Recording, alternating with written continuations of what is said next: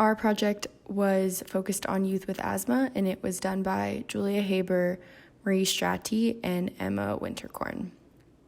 Our client is a child with asthma. We have provided some information for both exercise-induced asthma and exercise-induced bronchoconstriction. Our recommendations for kids with asthma is a 5 to 10 minute warm up and cool down. For aerobic activity, they should do 60 minutes of moderate to vigorous intensity daily. It doesn't need to be continuous. They should avoid being sedentary for longer than 2 hours at a time. They can also participate in resistance training, but it should be closely monitored, focusing on high reps and low resistance. We should also encourage them to drink 2 glasses of water before activity and then provide them with water during their activity. There are a few special considerations for those with asthma, and it's if you're experiencing any symptoms, you need to stop exercising until they stop. And the longer warm up and cool down can help lessen the severity of the asthma symptoms. Exercising at lower intensity can help decrease asthma episodes. Yoga and meditation should be added into their exercise program so it can help teach them to breathe better. And then avoid exercise if you're experiencing a viral infection or if your body temperature is low to also help make it so there's not as many asthma symptoms.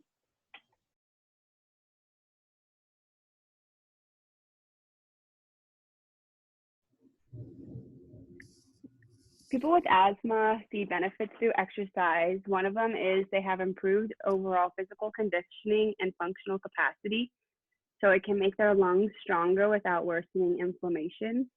They also have decreased hospitalizations. People with asthma that exercise have been seen to have fewer physician consultations. They also have a decreased risk for obesity because a large percentage of asthma sufferers are overweight or obese. Exercise can also increase muscular strength and bone density in children, which promotes higher peak bone mass and reduces the risk of osteoporosis in the future.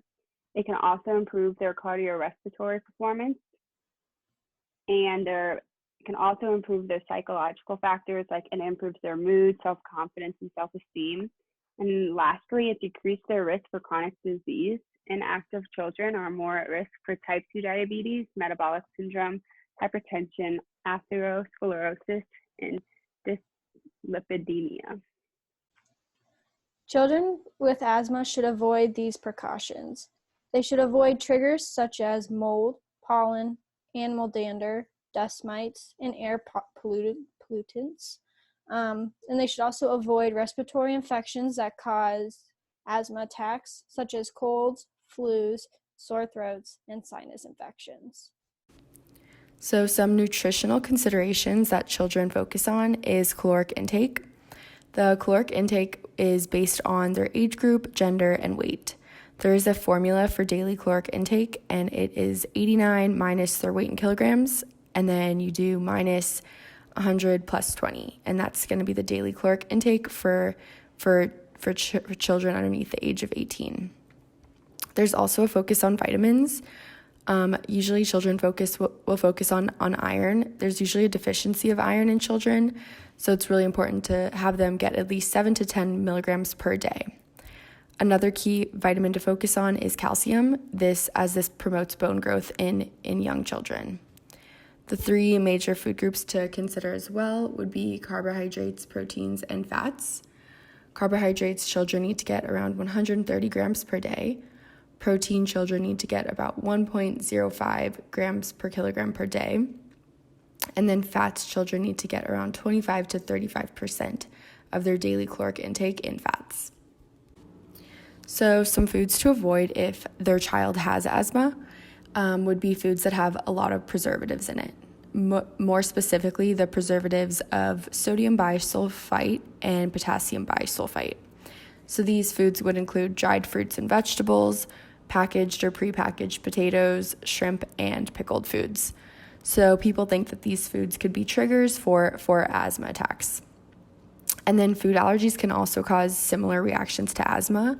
They can make the asthma attacks much worse. So it's really important to find what foods that this child could be allergic to. And if this child does have severe allergies, it would be really important to keep at least 2 epinephrine kits with them at all times, as these severe food allergies could bring on asthma attacks as well. Children with asthma should also use exercise testing, especially for exercise-induced asthma. There should be a combo of different breathing exercises with a breathing and exercise and cardiology tests.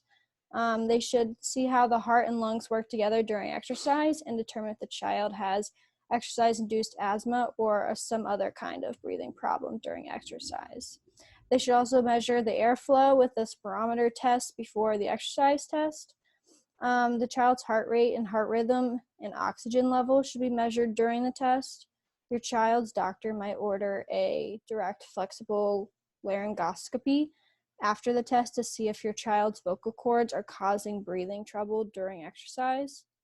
Exercise part of the test should be about 10 to 20 minutes, but the whole test could take about an hour and a half. There should be no pain during the exercise-induced asthma test. Specifically trained doctors and exercise physiologists and other support staff will be present at all times during your child's test. And your child's doctor might order a direct flexible laryngoscopy after the test to see if your child's vocal cords are causing breathing trouble during the exercise. And for exercise-induced bronchoconstriction exercise testing, the tests are usually cardiopulmonary capacity, pulmonary function, arterial blood gases, and arterial oxygen saturation. There is the mode for the exercise testing, which can be treadmill walking or cycle ergometry. There's vigorous intensity exercise for about 2 to 4 minutes for a duration of 4 to 6 minutes while breathing dry air. You'll use a bronchodilator prior to testing, and specifically trained doctors, exercise physiologists, and our support staff will be present during all times of your child's test. And your child must have their asthma under control prior to participating in exercise testing or prescription, and do not take medicine 24 hours before the test. Here are some of the sources that we have used throughout our project, and this wraps our information portion of our presentation. Thank you.